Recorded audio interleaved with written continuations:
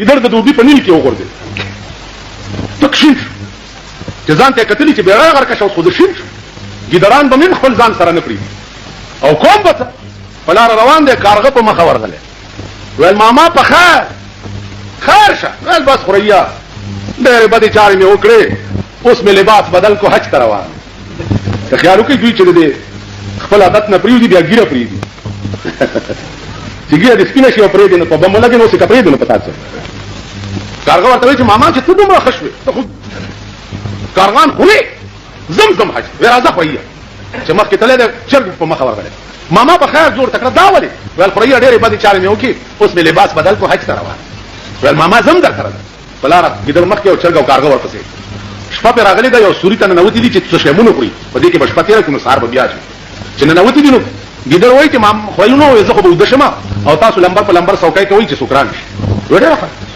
کارغه اول څوکۍ به زه وکړم، چرګ اوده شوی دی. کارغه ته ویل چې خوریا راشه که نه په دې پنجو زما په دې خپو م زور کوه، خبرې به کوو، شپه به تېرېږي. چا ورته رانږدې شوی دی.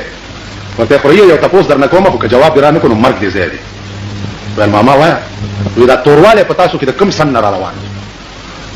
هغه وایي ماما والله که څه خبرې مې خو خدای داسې پیدا کړي. ویل به جواب دې را نه کړو، خوله یې ور اچولی چې څه ساعت تېر دی، چرګ را پاسولی چې خوریا پاسه ستا د څوکۍ نمبر دی. وی ډېره ښه ده. کارغه څه شوی داسې باز وتلی دی چې چرګ را نږدې شوی چې خوریا وایي زما په دې قوم داسې په دې پنجو زور کوه، خبرې اترې به کوو، شپه به تېرو، خو یو تپوس در نه کوم که دې حل نه دی نو مرګ دې ځای دی. وایي ماما څه تپوس؟ بس غلط کړي دي هغه هم د خلقو مزاج زه تاسو ته ښیم.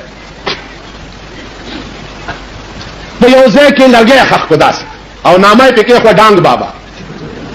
ډانګ بابا ډانګ بابا ډانګ بابا ډانګ بابا. اوس خلک دا تپوس نه کوي چې هلکه دا ډانګ ورته ولې وایي، تپوس نشته. خو ډانګ بابا ډانګ بابا ډانګ بابا، ښځې د سړو نه مخکې او سړي د ښځو نه مخکې هر مراد پې حاصلېږي. او ډانګ بابا ډانګ بابا، مړه څوک ګلاسونه راوړه، څوک پې دیګونه پخوه، ډانګ بابا چې ډانګ بابا. تاسو دې ځانونه ته وګورئ، قسم په خدای چې د دې خلکو حال زه وګورم زما هغه اصلي زیارتونو متعلق هم شک پیدا شي چې دوی چېرته غلط داسې را مشهور شوي نه وي. دلته یو دوه ډمان چا مړه کړي، د پرو باجو سره ډلې سره تلي چې هلته امرته صاحبه جوړه شهیدان. زما د ترور لور د درې نه راغلی، بچي مې نه کېږي، جوړه شهیدانو ته راغلي. دا دلیل صاحبه ډانګ بابا چې دا دنیا پې راماته شوه. هغه سړي مې خوب مې ولید چې خلکو نه ډېر تنګ یم او دې ځای نه مې وباسئ بل چېرته مې یوسئ.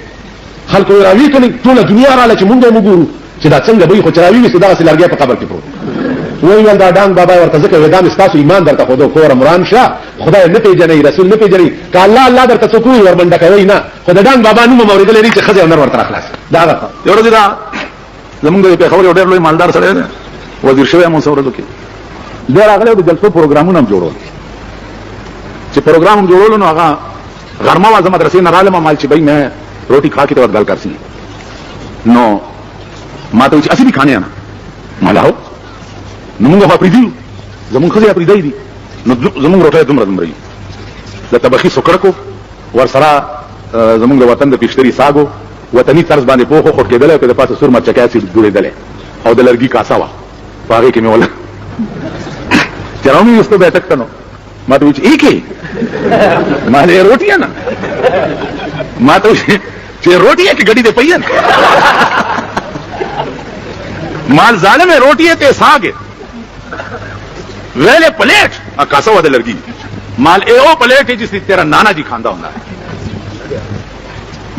اے او پلیٹ ویلا تو کھا لے مولانا صاحب تے گلاں قسم مال خدا دی قسم کہ روٹی کھاسو تا تواڈے نال مل جلسے تے جاسا نہیں جانا اے کھاسو آ شکر کرا دا کوم مارے کہ خدا دا چل کوا دا ورسره یو د بجازیانو صدر واغم هغه یاره میں مرنا مال مردار بھی ہونے تے خاص دا هغه چلو هغه یو خان او نوکر نه نوکر ډېر تنګو د خان چې ډېر تنګو نه د نوکري خیال وکړو چې نوکري خو پرېږدم د خان سره خو چې خپل عمل خو ورسره وکړو.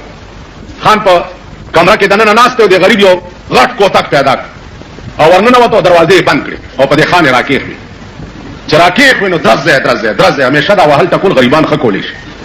دا د په شکال چنډه خان لاس هم نشي اچولی نو چې ښه یې ووالو چې خلاص شو هغه منډه کتاڼې ته راپورټ یې وکړه چې زه خپل نوکر والم. پولیس راغی نوکر یې ونیو کیس په رجسټر شو عدالت ته یې پیش کړ. عدالت ته نوکر ته یې وویل چې تا ولې دا خان والی دی؟ هغه ویل که اجازت وي نو عدالت عالیه کې زه څه عرض کوم. ویل وکړه ویل د دنیا په تاریخ کې وښایئ چې نوکر پاسېدلی یو خان یې والی دا چرته شوي دي؟ ویل نه. نو ویل زه دومره بې ادبه یم چې ما د ده نمک خوړلی دی او ما دی وهلو.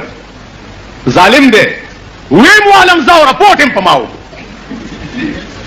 عدالت دماغو کې قدرت راوسته چې دا خو رښتیا وي. خان ته وایي چې زر غواړه د دې نوکر نه معافي کړي مردارون دي. هغه ورته ویل چې زه یې والم. ویل غواړه معافي کړي اوس دې جهنم ته لېږم. نو خان ورنږدې شاه نوکر ته وایي کہ بابو جی معافی تو میں مانگتا ہوں لیکن وہ اندر کی بات یا تم جانتے ہو یا میں جانتا. معافی در نوالم خوا کوٹا کے خبر ہوتا ہوں ماتا پتا تھا ظالم او دم عالم سے اور معافی در نظر دیکھو گو رہی دا وہ اندر کی بات ہے یہ بھی جانتے ہیں اور ہم بھی جانتے. خدے نہ آتے ہو جنہیں ٹیلیفونوں کو پٹ دکان کے ناس مولانا بیجیگر صاحب ہیں مان جی بول رہا ہوں آپ ہیں مانا وہ آپ عورتوں کے پیچھے لگے رہتے ہیں. میں ایسی لڑکی نہیں ہوں کہ میرے پیچھے بھی آپ بات کریں گے. مانا کون لڑکی ہے؟ میں بدماش ہوں اور میں جنات میں سے تعلق رکھتی ہوں. مال میں دیو میں سے تعلق رکھتی ہوں. تم ذرا سامنے آ جاؤ نا. تم ذرا سامنے آ جاؤ. تم جنات پری ہو اور میں دیو. پتہ لگ جائے گا پھر. دادا خزوال خزولم چې په کور کې ټلیفونونه لګولي دا تماشې پکې شروع دي.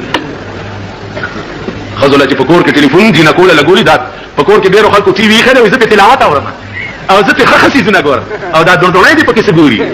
ته چې بابو دي دا ډوډوڼی دي څه ګوري. وي سي آر راځي په وي سي آر ښه شه تا خدای هلاک کړه چې هلاک شي.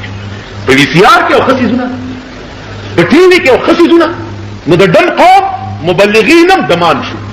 ٹھیک شو. پخوا به تقریر نیکانو بزرگانو پاکو خلقو ته به خلقو غدي خو. اوس د جمعې په شپه به خلقو تبارک الذي ته غدي خو. سورت یاسین ته به غدي خو په جماعتونو کې به تقریر کې د هغې ته به ناستو. اوس د وي سي آر پروګرام د جمعې په شپه هغې ته ناستي. نو د ډم قوم مبلغین هم دمان